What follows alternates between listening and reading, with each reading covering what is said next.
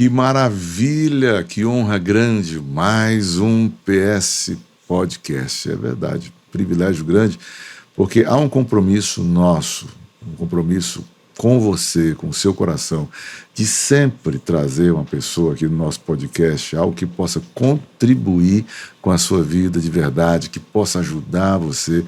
E hoje eu quero que você, sabe, já brinde o que vai acontecer aqui hoje. Vai ser lindo, esse podcast vai ser poderosíssimo, porque eu trouxe para você, um amigo querido, Diogo Pinheiro. Tudo bom, Diogo? Tudo jóia, pastor. Obrigado pelo convite. É uma honra estar aqui e é a primeira vez que eu estou dividindo a minha história. Meu Deus. E eu espero que realmente eu possa levar ela como uma palavra de esperança. Com certeza. Por tudo que Deus tem feito na minha vida e o que farei, como disse Davi, tomarei o cálice e levarei adiante. Então é uma forma realmente de ir. Maravilha. É de mostrar o testemunho do que Deus fez na minha vida. Maravilha. Diogo, vou pedir só um cuidado seu, só com o microfone, com a sua mão, para não bater no microfone. Mas antes de começarmos a entrar na questão da superação, acho que o nosso tema hoje mais forte é a superação. Me fala hoje quem é o Diogo, o que você faz com a sua formação. Eu sei que você tem dado cursos maravilhosos, né? E pessoas da nossa comunidade, da Seven Church, têm feito esses cursos, têm ficado... Olha, ele sai falando mais bem de você, que você é um grande professor, um grande mestre. Então fala pra gente o que você faz hoje, qual é o seu ramo. Tudo. Eu trabalho na área da beleza, iniciei bem cedo, bem jovem, e logo coloquei meu salão. Hoje também atuo para uma linha holandesa como instrutor, tanto na capacitação na área na parte de colorimetria, serviço de mechas, tratamentos capilares, mas também tenho meus cursos particulares de corte de cabelo, mais específico voltado para público feminino. Hoje eu sou assim um estudioso a respeito de vários assuntos e eu acredito que o que me fez um profissional mais completo foi o entendimento em torno da mulher como um todo. A cliente que chega no meu salão, ela não chega para fazer só um cabelo, ela chega realmente para receber além. Então ali a gente está tocando em cabelo, mas principalmente nós estamos tocando em pessoas. A gente está alcançando outros aspectos. E é um dos fatores que realmente me faz buscar mais pelo ponto de vista profissional, em termos de curso, mas também em termos em pontos de busca em fatores ali emocionais, para que a gente possa alcançar outras esferas, que não seja somente a esfera da vaidade, que seja só um momento ali dentro do salão, mas que seja uma troca entre profissional e cliente. Qual é o nome do salão? O nome do salão, DW Salão. DW? DW Salão. Ele fica onde? Fica na Silva Jataí, 935, Meireles. É ali pertinho do Circo Militar, né? Ali, exato, ali próximo à Abolição, né? Aquela região ali. Maravilhoso, localização maravilhosa. Muito boa. Eu tenho que voltar lá, né, já? Verdade. Meu Deus, tem que fazer. Ele me preparou aqui, né, para o casamento da minha filha, né? Foi. O casamento da Rafaela, ele fez meu cabelo e tal, e agora eu tenho que voltar lá, rapidinho. Exato. Né? Vamos lá, então? Podemos Vamos ir? lá, podemos. Então vamos começar do início, né? Do início, tá? Eu sei que você tem marcas na infância. Eu queria que você falasse para gente como era esse menino antes, o que aconteceu e como ficou depois. Para falar da infância, eu vou precisar falar um pouco de alguns episódios que eles vão compor e vão fazer algum sentido depois. Okay. Eu costumo falar que é o acordo do mosaico. Algumas coisas eu vou falar, parece que elas não vão fazer sentido. Mas depois, quando juntar tudo, vai fazer um desenho e a estrutura que se compõe hoje. E a história inicial acontece justamente dentro de uma igreja, onde eu tinha um problema no meu rosto, um tipo de dermatite que era até severa, e essa dermatite aparecia aqui no meu rosto e me causava bastante constrangimento. Todo mundo parava, perguntava e dizia assim, mas o que é isso? Mas eram espinhas ou não? Era um tipo de inflamação. cutânea que aparecia, ela saía do couro cabeludo, descia, sentido o pescoço, Fazia que as pessoas vinha até o ficassem um peito, pouco e as distante de pessoas você. olhavam e Rejeitava, diziam assim, né? o que é isso? E eu passava maquiagem para esconder, por trabalhar com beleza e tudo, então isso para mim era algo Eu desagradável. imagino.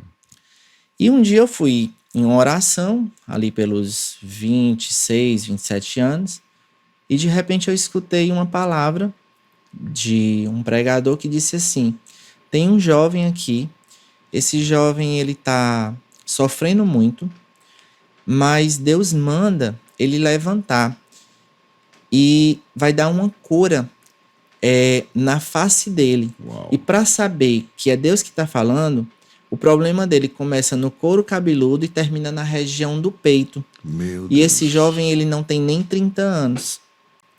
Eu naquele momento, já cansado de usar medicação, de fazer de tudo e nada dava jeito, eu digo, não, é para mim. Vou levantar, isso é para mim. Levantei. E de repente eu fui tomado por aquela palavra e comecei a fazer o que ele estava orientando. Levante e comece a passar a mão no rosto. E eu comecei a passar a mão no rosto, em toda aquela região. Só que de repente, quando chegou na região do pescoço para baixo, eu parei. Eu desacreditei. Eu não tomei posse daquele milagre naquele momento. E impressionante, eu fiquei curado do couro cabeludo para baixo, mas eu não fiquei curado da região do queixo pro peito, Olha aí. porque na hora eu parei. E aí vem a pergunta: parou por quê? Por que parou? Aí eu volto lá para minha infância, eu volto lá para o meu passado, aonde a gente aprende desde criança o significado da palavra pai, onde a gente aprende desde criança que Deus é pai. E aonde estaria esse papel de pai na minha vida? Como eu deixei de entender, perceber e receber essa paternidade de Deus na minha vida? Tudo começou lá na infância com a questão de um abuso. Uau. E, Diogo, que tipo de abuso? Hoje, depois de alguns tratamentos, terapia, igreja, milagre, eu consigo falar disso de forma aberta. Mas o meu abuso começou na infância, ali por volta de 4 anos de idade, mas eu não consigo lembrar exatamente do antes. Porém, já é sugestivo que isso acontecia logo ali naqueles primeiros anos da infância. Mas eu só comecei a dar conta, a perceber ali por volta dos 4 anos de idade. Meu Deus. E era um familiar muito próximo. Era muito difícil para poder lidar com aquela situação. E de repente, eu comecei a me envolver ali num ciclo que mais tarde eu vim compreender que era um ciclo que é tenso você falar isso, mas no decorrer da conversa esse mosaico vai se encaixar. Ok. E eu entrei num ciclo vicioso de medo, culpa e prazer. Explica melhor pra gente. No processo do meu abuso, ali nos primeiros anos, a criança ela tem uma sensibilidade. Então, assim, é difícil falar, é duro falar, mas a criança ela tem uma facilidade que se você abraça, o abraço dela é gostoso. Se ela sorri, o sorriso dela é verdadeiro. É diferente de um adulto que pega aqui um celular, coloca a foto aqui na frente e de repente arma um sorriso que não está sentindo nada. Ainda bota o filtro, né? Então, aquela pessoa que cometia abuso era o que eu considerava como pai. Meu Deus. E aí a relação, ela passou a ter uma relação de afeto. Por quê? Porque o que é que você espera de um pai? Amor. Mas o amor ele foi mostrado para mim da pior forma. O amor ele foi mostrado para mim da forma mais errada que existia. Mas eu entendi aquilo na primeira infância, naquele primeiro momento, como amor. Imagina só, você lembra um momento que começou a comer arroz? Não. De repente você já não estava comendo? Eu não lembro o momento exato que o abuso sexual começou. Ok. De repente eu já estava sendo abusado. Ou seja, aquilo ali começou como algo comum na minha vida. E quando eu comecei a tomar consciência do que estava acontecendo, eu desenvolvi um problema muito sério relacionado a pilares da minha vida, que depois de alguns anos tentando compreender, eu pude separar como medo, como culpa e como prazer. Por quê? Medo, porque eu comecei a perceber que a relação não era para ser daquele jeito, aquele parente que me abusava não era para ter aquele tipo de relação comigo. Sim. Culpa, por quê? Porque aquele parente era cônjuge de uma pessoa que eu amava, sendo bem claro, era meu avô e marido da minha avó, então era algo realmente muito duro, porque eu amava a minha avó e saber que era o marido dela, meu avô, que me abusava, olha como isso é duro. E mais difícil ainda de falar, porque a gente tem medo de ser julgado. Era a questão do prazer. Prazer? Como assim prazer? Como que você sentia prazer? Como que você sente prazer com você ser violentado? Tudo que você vai sendo treinado a fazer, seja de bom ou ruim, aquilo vai despertar em você alguma coisa. O toque, Sim. as percepções, prazer bom, prazer ruim, mas aquilo na minha infância tomou de conta. Por quê?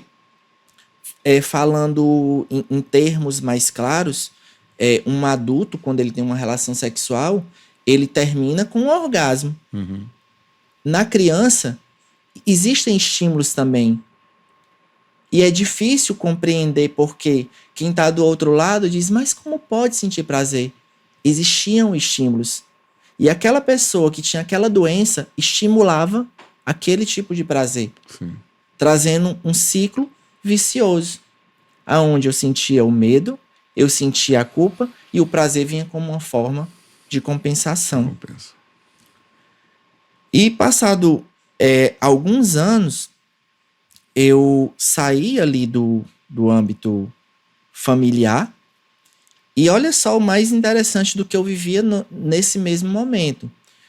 Eu sou o quarto filho do casamento do meu pai com a minha mãe, mas quando eu nasci, meu pai foi embora e levou os outros 3 e só ficou eu com a minha mãe. Meu Deus. E a minha mãe, por não ter condição de criar, me colocou para morar junto com a minha avó, aonde começaram os abusos logo ali na primeira infância. E aí eu paro hoje e penso, quais os caminhos, o porquê que aconteceu dessa forma? E tá aqui hoje falando sobre isso é ter uma percepção de que assim, o passado ele não pode ser modificado, mas eu posso escolher o que eu faço com o meu futuro. Eu aprendi na terapia uma frase muito especial que diz assim, o passado ele não foi, ele está sendo. Mas como é que ele está sendo agora? O que é que isso representa para ti hoje? Como é que esse passado conversa contigo hoje? Perguntando até para quem está em casa. Como é que você conversa com seu passado hoje? O que é que seu passado representa? Quais são os diálogos, quais são os pensamentos que você tem com seu passado? Eu escolhi ter conversas diferentes com o meu passado. Uau. Para você ter uma ideia, pastor, isso mexe tanto nos relacionamentos, na vida da gente, que eu desenvolvi uma série de outros problemas dentro disso. À medida que o tempo foi passando, que eu não tinha capacidade de me curar, eu comecei a desenvolver problemas. Síndrome do pânico, ansiedade, depressão, problema de autoestima, que na verdade era assim, destruída. E hoje, para eu estar num momento como esse, olhando dentro dos seus olhos, tendo a percepção de uma outra pessoa diante de mim e encarando, foi um trabalho muito grande a ser feito. Um trabalho que precisou ser bem galgado. Mas dentro desse trabalho, hoje eu costumo até dizer que assim, a pessoa sente uma dor no pé, ela vai no ortopedista, sente uma dorzinha no peito, acha que é coração, vai no cardiologista. E os problemas da alma? E os problemas que estão lá dentro? Quando a palavra de Deus diz que nós somos salvos pela renovação da nossa mente, e a renovação da nossa mente é justamente o quê? O caminho da verdade, que é Jesus. Como é que eu vou fazer? Numa história de vida tão marcada, num contexto de paternidade, é aí onde eu volto pro começo. O porquê que eu não recebi aquele milagre. Como é que eu vou receber esse Jesus da minha vida? Se ele é Pai, Filho e Espírito Santo, todos em um, sob Deus Pai Todo-Poderoso. Sim. Eu não acolhi a paternidade na minha vida. Já nesse aspecto, Diogo, eu queria que só que você realçasse para a gente, você me coloca uma situação muito grave. Qual é? 3 irmãos vão com o pai e você fica com a sua mãe, mas sua mãe não pode lhe criar e você é dado para os seus avós, né? E é o local da sua dor, tá? Como é que fica essa imagem realmente do abandono, certo? Do pai ter ido embora? Por que ele levou seus irmãos e não levou você? A situação muito precária, fazer que nem a história. Porta João e Maria, aquelas que abrem embaixo de interior e você, criança, passa por baixo e deixa a janelinha de cima fechada. A minha mãe, analfa de pai e beta de mãe, não tinha condição nenhuma realmente de me criar, mas hoje eu sou grato pela vida dela. A gente reconciliou de uma forma linda. Uau! Me deixa com os meus avós na esperança de que algo melhor aconteça. Ok, então vamos reposicionar. Os teus 3 irmãos foram embora, mas você ficou com a esperança que fosse melhor do que o que ia acontecer com Como os 3. criança, não, porque eu não tinha entendimento, mas a minha mãe... Para sua mãe e para o seu pai, não é que você foi jogado fora, ou que você foi desprestigiado em relação aos seus 3. Não, ela queria algo melhor para você, é isso? Ela queria algo melhor para mim, no entendimento dela. Ok. Ela queria esse algo melhor. E aí, ela me deixa lá com meus avós, e eu tinha também alguns tios que moravam naquela casa, e todo dia eu escutava muito essa frase, eu cresci escutando essa frase: teu pai foi embora e te deixou, só levou os 3, é porque tu não presta. Meu Deus. Que pai é esse que vai embora e deixa uma criança? E que outro pai é esse, que era o pai avô, que te abusa? Como é que você vai entender Deus, amigo? Como que você vai compreender um Deus na tua vida? Que é pai. Chega a ser assustador. E aí, eu lembro que todas as vezes que eu tentava chegar ali na igreja, todas as vezes que eu tentava me aproximar, vinha aquela confusão na minha cabeça. Por quê? Porque o meu estado de consciência com relação a Deus, com relação à criação, era muito distante. Não dava para conceber uma paternidade onde a paternidade terrena não existiu. Eu acredito que foi esse um dos pilares que fez eu me relacionar tanto no mundo da beleza e me direcionar tanto para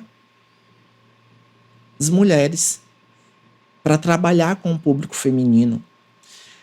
Isso é tão intenso, pastor, que assim, vou abrir aqui um parênteses, e eu tenho até a agradecer uma pessoa que é o meu professor de jiu-jitsu, o mestre Tiago Maia, que esse ano eu quebrei um tabu muito grande na minha vida, que foi ter entrado dentro de um tatame para poder praticar luta. Porque o enfrentamento mediante outro homem era algo que me amedrontava. Até clientes masculinos que chegavam ali na minha cadeira, ficava assim meio de esquiva. Meu Deus. Porque aquela presença masculina, ela me incomodava. Eu me sentia muito melhor ali em meio a mulheres. E nesse capítulo, voltando lá para a infância, eu, nesse ambiente familiar, que não é família, que não é lá, eu sou criado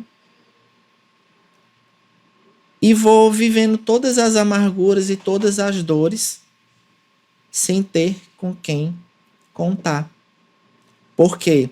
Eu lembro ainda do cheiro de sabão pavão que a minha avó derretia às 3 da madrugada para poder lavar roupa para guarar quando o sol começasse a aparecer. Então eu acordava, as roupas já estavam todas estiradas no varal. Ali, ela, infância carente e tudo, ela pegava a gente no final do dia, aquelas roupas que tinham sido lavadas, colocava a gente para poder entregar ali nos condomínios. E aí eu ficava pensando assim naquela situação. Como será que estão meus 3 irmãos agora? Será que eles estão tendo que trabalhar? Uau. Será que meu pai está cuidando deles melhor do que o que eu estou sendo cuidado pela minha avó? E a situação deles deve estar bem melhor, porque pelo menos por abuso eles não estão passando.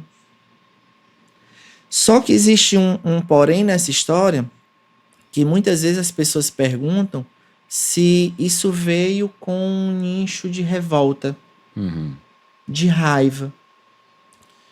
E por incrível que pareça, não. Por incrível que pareça, tudo que eu passei, toda essa história, ela me levou a galgar caminhos e a traçar alicerces muito maiores. Mas você tentou denunciar uma vez, seu avô? Essa parte é a parte mais dura. Porque já passando por abuso em certo tempo, quando foi um dia, eu cheguei à noite, acordei todo mundo na casa, eu criança, fui lá e disse, olha, tá acontecendo isso e isso comigo. E aí os adultos disseram assim, não pode, você tá sonhando, isso é coisa da sua cabeça.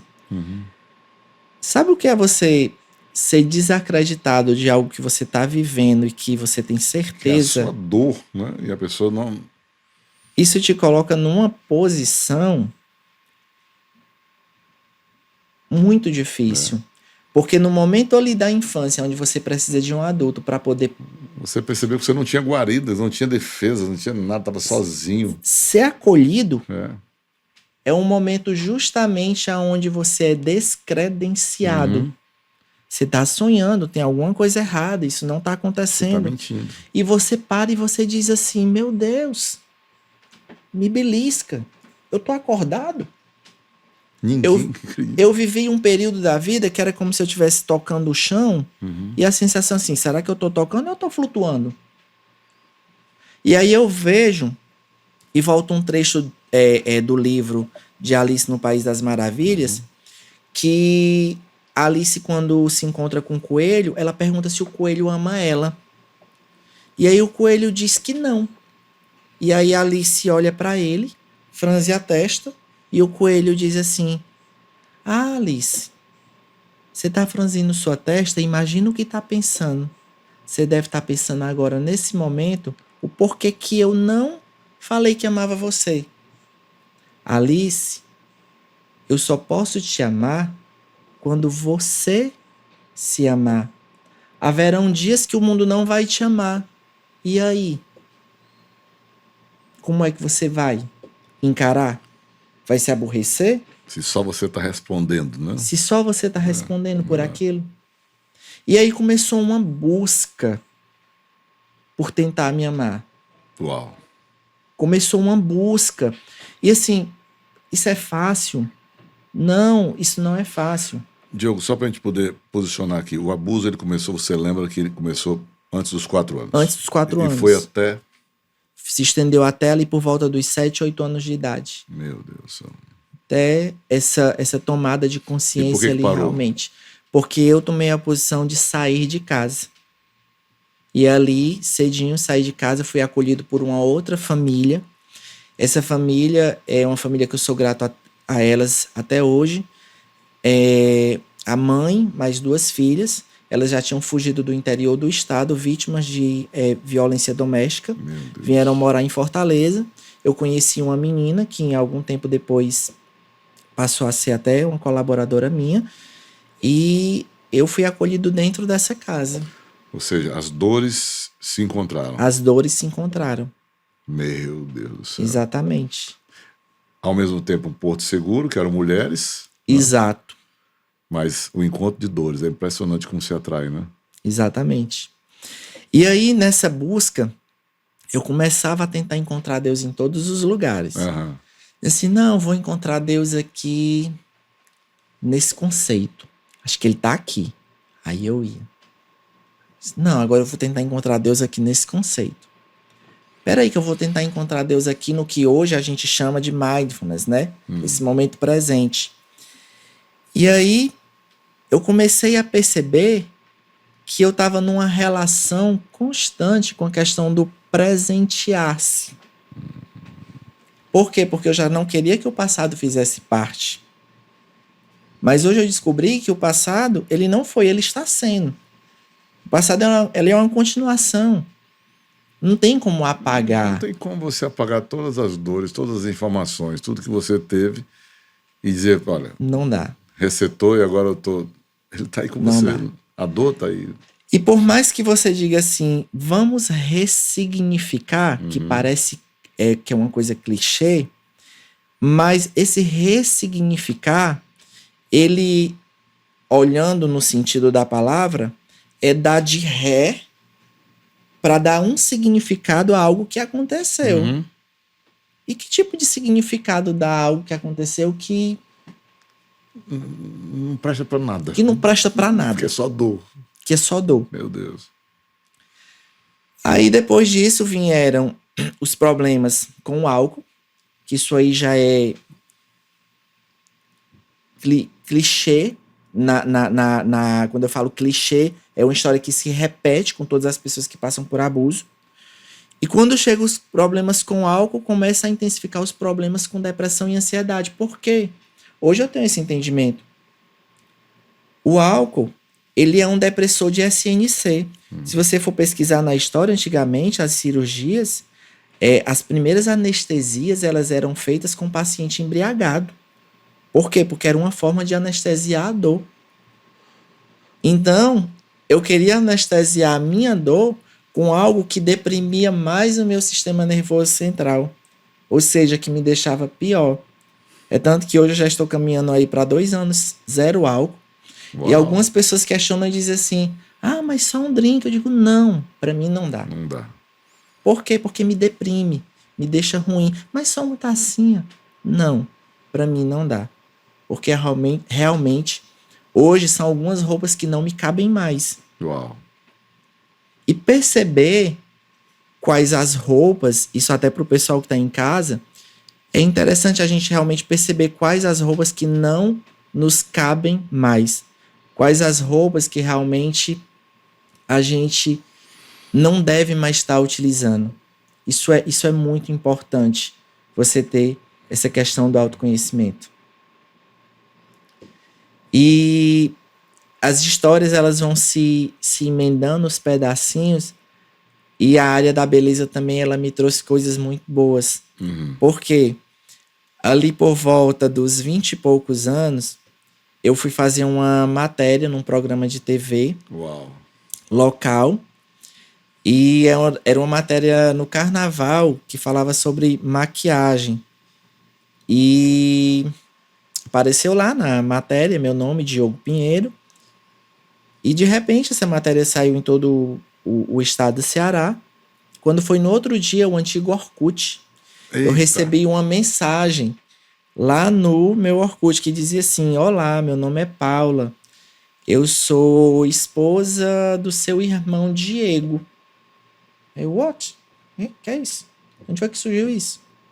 Eu sabia que eu tinha esses irmãos, mas até o momento eu nunca tinha encontrado Sério? eles. Ou seja, Nunca eles tinha foram encontrado. embora mesmo, sumiram. Partou. Meu Deus. Foi embora. Sumiu. E não tinha essa facilidade que a gente tem hoje. Essa comunicação celular. Não existia isso. Então tinha aquele Orkut que você ia ali na Lan House, Lan House. pagava tanto tempo, olhava e pronto. Mas a TV, ela teve esse papel e teve uma história que começou a me trazer para os laços de paternidade. Uau. Embora eu não tenha vivido com o meu pai biológico. E aí, como que se dá essa história? Através do programa de TV, meu nome sai lá. Olha aí. A minha cunhada entra em contato através do Orkut e diz assim, olha, eu sou a Paula, casada com o Diego. E é o seguinte, você tem 3 irmãos que seu pai levou assim que você nasceu? Aí eu, bingo, confere. Tá certo? Aí ela, olha, pois é o seguinte, eles querem te conhecer. Meu Deus. Aí eu digo, como? Quando? Teu pai mora em Quixadá, perto, e um perto tão longe, que passaram-se 20 e tantos anos sem haver nenhum tipo de contato. Nem por parte da minha mãe com os 3 filhos, nem por parte do meu pai comigo. E aí eu digo... Mas, Diego, você, tudo bem, mas a sua mãe deixar os 3 filhos... Aí é onde entra o outro parênteses. Sabe com quantos anos a minha mãe foi dada para casar? Com 12 anos de idade. Então tem muita dor aí, meu Então, Deus. ela engravidou com 12 anos do primeiro e teve o 4º filho, que sou eu, aos 18. Aonde muito hoje se julga cedo engravidar com 18 ela estava tendo o 4º. E olha a história. A minha avó materna trocou a minha mãe, basicamente, deu minha mãe a meu pai, que era mais velho do que ela, em troca de uma máquina de costura. São histórias que a gente pensa que não existem. Porque muitas vezes, hoje, eu moro num apartamento ótimo, tenho uma clientela maravilhosa, convivo com pessoas que, é como eu digo, eu convivo com a vaidade sempre. Ninguém vai fazer uma escova para enterrar ninguém. Salvo algumas exceções, ainda coloca um chapéu para disfarçar e um óculos escuro. As pessoas estão dentro do salão para falar sobre beleza. É um casamento, é um aniversário, é um batizado, é uma viagem. Então é muito difícil você se aproximar de dor dentro de um salão de beleza. Você está protegido ali, tá todo falando. É um ambiente blindado. Blindado. E eu me pegava por vários momentos e eu dizia assim, por que eu não consigo expressar um sorriso tão bonito se eu vivo dentro de um ambiente que é tão belo? O que é que está faltando? E aí vamos lá voltar para a história da paternidade. Pego eu, vou-me embora para Quixadá para conhecer meu pai e conhecer meus 3 irmãos. E boto minha mãe também do lado e vai comigo conhecer os 3 filhos. Meu Deus. Chega lá, meu pai é agricultor, homem da roça, realmente bem simples. Conheço meu avô paterno e minha avó paterna. E uma coisa muito interessante, uma situação de pobreza realmente bem extrema, que eles viviam lá. E meu pai manda pegar o melhor pedaço de frango numa vizinha, não era na casa dele, era numa vizinha. Para poder trazer para mim que era visita. Mas o que mais me chamou a atenção foi um prato. Não sei se vocês aí que estão assistindo, lembra na época da infância, quem teve aqueles pratos de agate, não sei como é que chama, aquele pratinho de louça que criança come. E eu estranhei porque meu pai me serviu naquele prato. Aí eu perguntei para ele, mas por que esse prato? E você já com... Eu adulto. 20 e poucos anos ali, 23, 24 anos ali. Meu Deus. Aí disse assim, não, é porque eu guardei esse prato porque eu sabia que um dia você vinha comer aqui. E eu não queria que seus irmãos esquecessem de você. Então, todo dia na hora do almoço, eu colocava a comida dos 3 e colocava o prato do lado, que era para sua memória, embora eles não lhe conhecessem, não fosse esquecida. Meu Deus. E aquilo me pegou de uma forma tão surpreendente, porque eu ainda não conseguia amar ele. Aí me julgue, Como? Você não... mas a paternidade ela foi distanciada em todas as instâncias, celestiais e terrenas. Quando eu conheci meu pai, que eu recebi aquele primeiro afago, foi quando começou a romper a barreira a respeito disso. É por isso que eu digo, família, por mais duro que pareça, ela tem uma constituição divina. Pai e mãe são essenciais na criação de filhos. Eu digo isso por experiência própria, porque eu sei o quanto essa ausência de paternidade me causa sofrimento em todas as esferas. E aí, Diego, você vê as pessoas se separando por qualquer coisa, né? Qualquer besteirinha, estão se separando, acabando deixando os filhos. Não existe mais tolerância nesse sentido.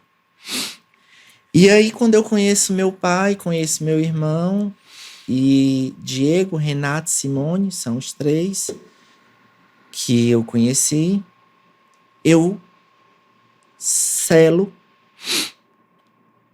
uma parte da minha história. Certo.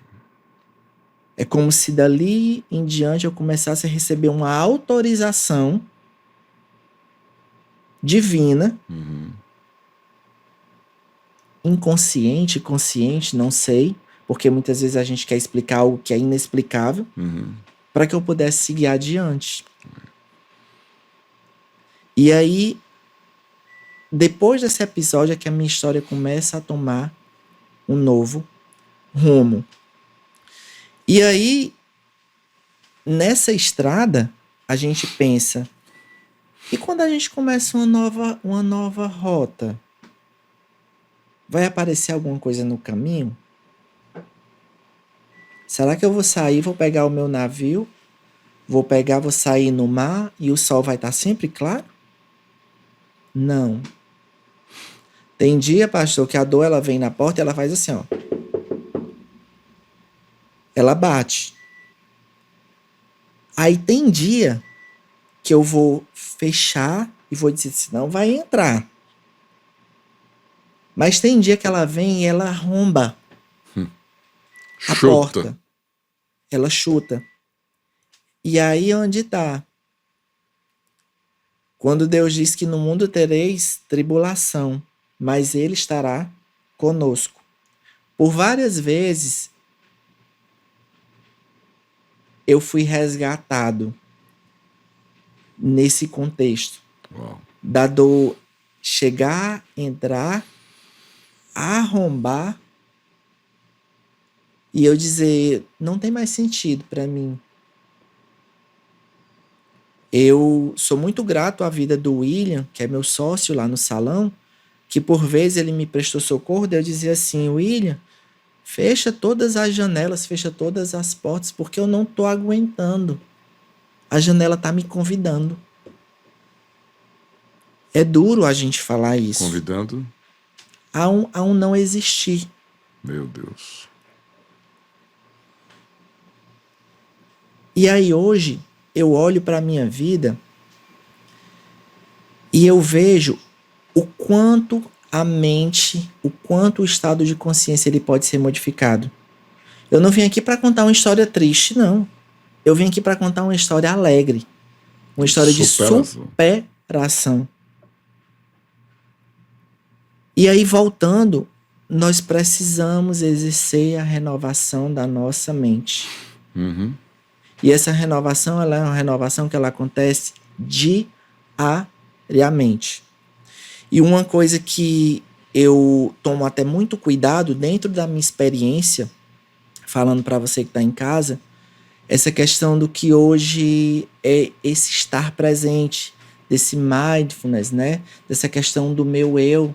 Algumas vezes, pastor, o nosso eu, ele é que sustenta. Mas por muitas vezes a gente precisa deixar de lado o desenvolvimento com essa relação do ego, da autocura, para receber o que vem de fora. Sim. É um livro?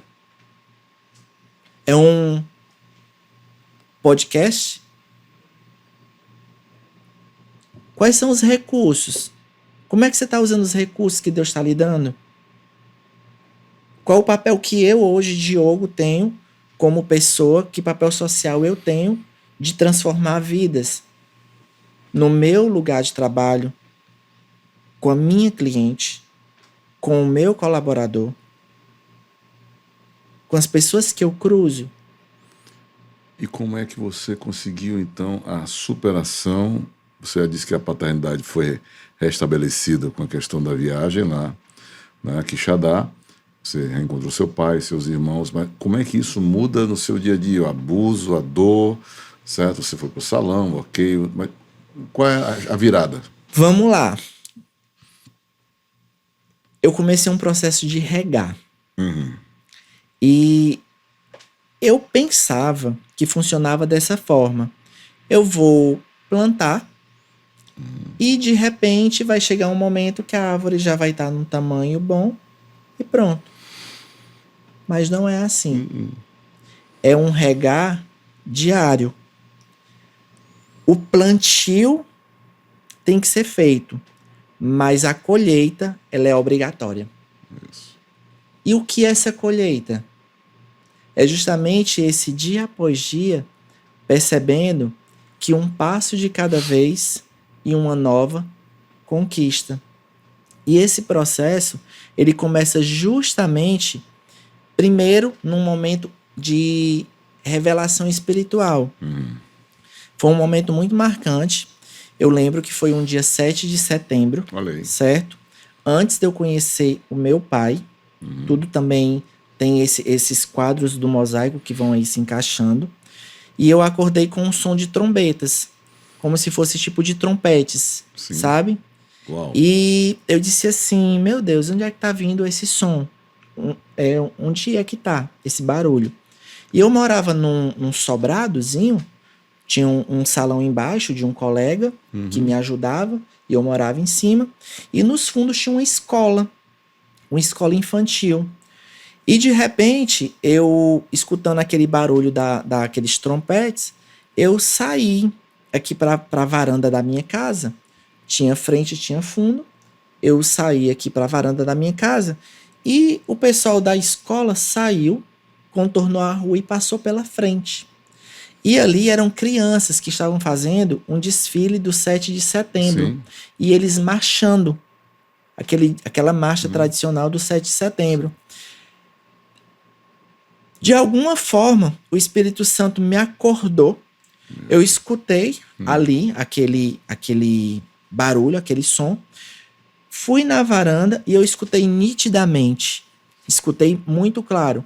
Quando Deus disse assim, à medida que essas crianças vão passando, eu vou te curando. Uau. Olha para elas, observa elas, que eu vou te dar a mesma pureza. E quando eu falo de pureza, eu não estou falando aqui em termos de hipocrisia. Eu, Diogo, sou cheio de defeitos, sou cheio de maldade. Mas uma coisa que eu tenho hoje é temor. E qual foi a pureza que Deus me devolveu nesse contexto? Foi a pureza da oportunidade da renovação. A oportunidade de dali para frente buscar e viver algo novo. Quando essas crianças começaram a passar na pista, eu me prostei de joelho e eu não conseguia ver mais as crianças. Eu só via um clarão. Meu Deus. Muita luz e o som tocando nitidamente. E eu caí num pranto de choro que eu nunca derramei tanta lágrima na minha vida como naquele dia. Eu digo que eu posso morrer de qualquer coisa, mas eu não vou morrer de câncer. Porque naquele dia foi extirpado um câncer da minha alma. Uau. E as coisas vão se conectando de uma forma tão interessante que aí passa mais um tempo, aparece uma cena num programa de TV de um lutador que fazia 10 anos que não falava com o filho. Num domingo dos pais eles se reconciliam ali. E eu começo a ter um segundo choro depois daquele episódio lá. E aí eu digo assim, meu Deus, como é que eu tô chorando por algo que eu não tive? Porque o meu pai e avô foi um abusador. Como é que eu tô chorando, me comovendo, vendo esse encontro desse pai com esse filho? A minha alma clamava e ansiava por algo que eu nunca tinha tido. Um tempo mais tarde, eu conheço meu pai num domingo dos pais. Não foi programado. De repente eu conheço meu pai no domingo dos pais, aquela viagem lá para Quixadá com a minha mãe. E seu prato estava lá. E meu prato estava lá. E aí, assim, voltando para a pergunta, como foi, Diogo, isso? Só pelos olhos da fé, primeiramente. Vamos lá. É preciso primeiro estarei à porta, se abrir, cearei contigo. Isso, é a promessa dele. E eu disse, Jesus, eu tenho tanta coisa, mas eu tenho tanta coisa, mas tem algo que pode começar. Escolhe a área. Diz qual a área. E Deus fala nitidamente comigo e diz assim, eu não posso deixar de cumprir o que a minha palavra diz. Primeiro eu preciso renovar sua mente. Uau. Para que todas as coisas aconteçam. E eu comecei a acolher esse chamado. E eu olhar para Deus e assim, Pai, meu pai, isso não existia. Isso era muito duro. Não tem como, Não existia. Mas a partir do momento que eu comecei a dizer, meu pai,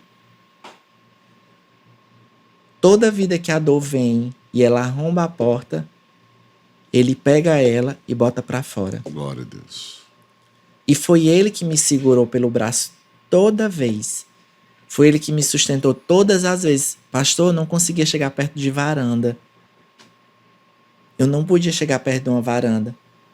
Que aquela voz nojenta dizia, esse mundo não te pertence. E hoje eu chego perto de uma varanda, eu abro meus braços. Para orar, para cantar, para agradecer. Eu abro meus braços. E assim, o desfecho, digamos, de toda essa história, e no meu teve vários outros paralelos ali, que hoje eu reconheço, foi justamente a minha conexão, encontrar a forma de buscar a paternidade divina. Porque até o momento, para mim, ela era algo que era incompreensível, que era intangível, inalcançável. Meu Deus. E aí de lá para cá foram vindo vários obstáculos. Voltando para essa questão, né? Hoje tem uma pesquisa que fala, inclusive nos Estados Unidos, isso é uma pesquisa bem séria, que ela diz que em todos os quadros de depressão e ansiedade, primeiro eles estão aconselhando a prática do esporte. Porque em alguns casos, o paciente que ele está deprimido, ele está tão mal, mas tão mal, que quando ele começa a tomar logo ali a medicação de cara, a única coisa que ele tem, que ele encontra forças, é para fazer o pior. Meu Deus. Então, hoje algumas abordagens estão mudando. Que é justamente o quê? Vamos energizar essa pessoa nos outros contextos. Por isso que hoje é um grupo multidisciplinar para cuidar das doenças da mente, para cuidar das dores da alma. Só que em outra hora isso não é entendido. Mas vamos colocar aqui. Eu compreendo a questão multidisciplinar, eu compreendo a questão certo, do esporte e tal. Mas nós precisamos ser totalmente transparentes e sinceros. Você teve um encontro com Deus. Não, isso é fato. Entende? Isso é fato. Você sente a presença dele na sua vida? Isso é fato. Conta pra gente como é que você sente a presença dele na sua vida. Deus fala com você. A minha forma de me conectar hoje com Deus, ela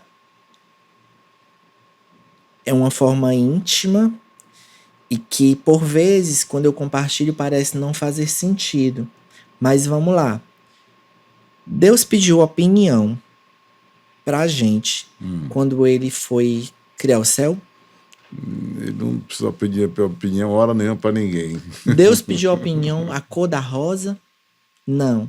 Então eu parei de indicar para Deus o que é que eu queria da minha vida. Uau, que legal. Senhor, faz assim. Senhor, faça desse jeito. De ordenar. Ok. Eu entendo que em alguns momentos da Bíblia, alguns profetas vão ali e Deus manda que eles ordenem. Mas assim, existem vários contextos. E no meu contexto de encontro, foi confiança. Foi dizer, Senhor, toma conta. Faz do teu jeito. Pode até ser que esse jeito aqui, que hoje eu posso estar considerando ruim, amanhã ele seja bom. E depois ele volte a ser ruim, e depois ele volte a ser bom. Por quê? Eu não preciso estar sugerindo para Deus como ele vai fazer na minha vida. Eu não preciso estar sugerindo para ele que, para eu ser feliz, eu tenho que ter um salão de 10 andares, ter um avião.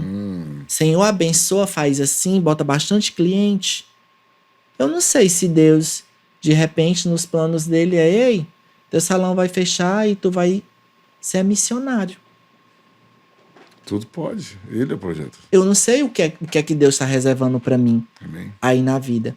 E aí eu noto que Deus tem selecionado pessoas, lugares e situações. Uau. Que tem feito isso acontecer. Interessante, esses bloqueios que vão acontecendo, eles mexem tanto num campo psicológico, num campo espiritual e também num campo físico. Eu tinha um problema muito grande em dar cambalhota, não conseguia. Qualquer coisa que me colocasse de cabeça para baixo me deixava numa situação totalmente de vulnerabilidade. Quando foi esses dias, o meu professor de jiu-jitsu disse assim, você consegue. Olhe eu com 30 e tantos anos, daqui a pouquinho, mais um tempinho, chegando aos 40, querendo dar uma cambalhota, porque se chama no jiu-jitsu a arte de cair.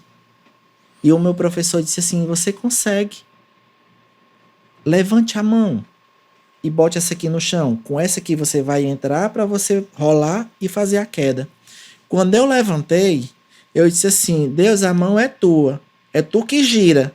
Porque o meu corpo, ele tá bloqueado. Programado para não fazer. E aí eu volto para os milagres de Jesus. Em todo momento foi ele que curou. E parece uma coisa boba. Nossa, que besteira. Cara, uma cambalhota. O meu corpo bloqueado. Não conseguia exercer movimentos que lá na infância foram roubados. De se expressar, de se comunicar. E aí, na hora eu toquei aqui, o professor disse assim, levanta a mão. Eu levantei a mão lá no alto e botei esse dedo aqui. Disse assim, Deus, toca o dedo e indica para eu girar. Eu fui, parece que eu fui voando. Aí o professor chegou para mim até hoje e disse assim, que eu fiz uma aula mais cedo, e disse assim, rapaz, que interessante. Porque a arte de cair é uma coisa que muita gente tem dificuldade e leva algumas aulas. E tu fizeste e tu tá caindo direitinho. É na hora que o difícil se torna impossível é que Deus começa a agir. Meu Deus. Foi na hora que eu não tinha mais para onde ir que ele começou a me conectar com pessoas, lugares e situações. E você que está em casa, se cerque de pessoas assim. Pessoas que te tragam uma palavra de acolhimento, pessoas que te tragam uma palavra de amor, pessoas que te conectem com Deus, pessoas que te coloquem realmente no caminho do Senhor Jesus. Porque só Ele que realmente depois vai te guiar por lugares e situações que comunique com a palavra dele. Maravilha. Eu ia pedir para você exatamente isso, que você olhasse por essa câmera aqui e deixasse uma mensagem para o pessoal de casa, né? Certo? Porque realmente a sua história de superação é fortíssima, né? Fortíssima. E graças a Deus, né, que você está bem, graças a Deus que você está um excelente profissional, um amigo, né? As pessoas amam estar perto de você, né? Deus está usando a sua vida. Então, eu quero que você olhe para a câmera e deixe uma mensagem final para a gente hoje.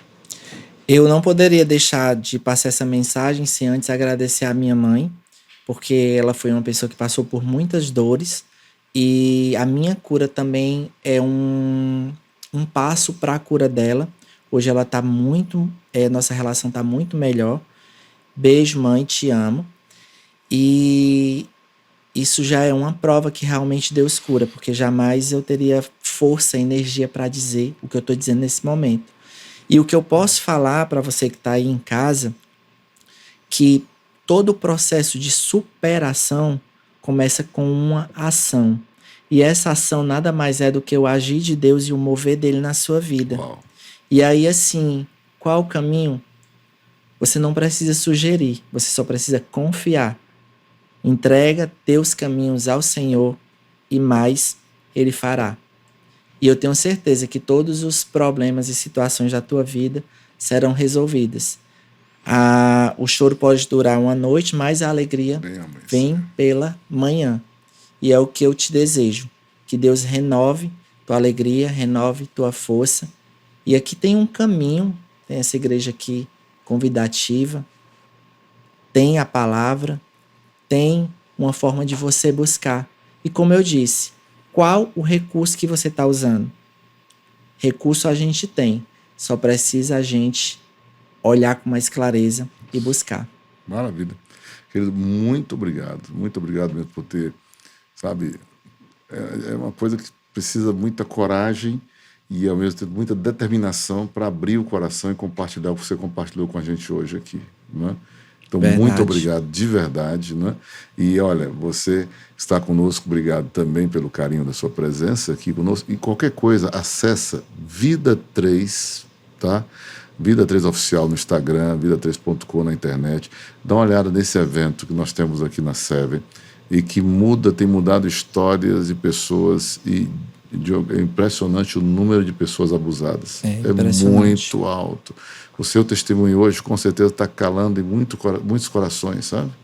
Muita gente está se identificando e fala, eu também tentei denunciar, não consegui, eu tentei falar, não consegui, as pessoas não dão crédito à criança, diz que ela está mentindo, está inventando, ou uma mãe que não tem como ter recursos financeiros, só ela fica calada e aguenta teu pai, né? Certo? Então, são muitas dores e que, com certeza, muitas pessoas estão conosco hoje, elas estão olhando dizendo, Diogo, obrigado por ter aberto o seu coração para a gente hoje. Amém. Tá bom? Obrigado. Obrigado de verdade. E a você, então, muito obrigado. Beijo no coração. E lembre, amo você e amo muito.